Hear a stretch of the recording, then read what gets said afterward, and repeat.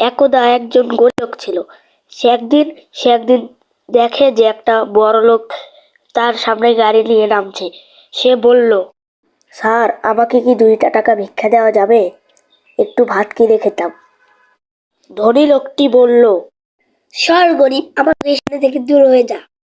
তাও গরিব লোকটা বলল, স্যার স্যার, দয়া করে আমাকে ভিক্ষা দেন স্যার, অনেকদিন ধরে কিচ্ছু খাই। ধনী লোকটি বলল, দাঁড়া, তোকে দেখি। এই কথা বলেই বড় লোকটি গরিব লোকটিকে লাথি মেরে বসলো। গরিব লোকটি তারপর মন খারাপ করে তার ভাঙাচোরা বাড়িতে গেল। তার বাড়িটি ছিল নদীর পাশে। গরিব লোকটির তো পুরোই গেট আপ চেঞ্জ।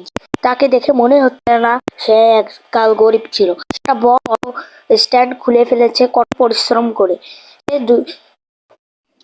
সে কঠোর পরিশ্রম করেছিল অটো চালিয়ে, এবং আজ সেই পর্যায়ে।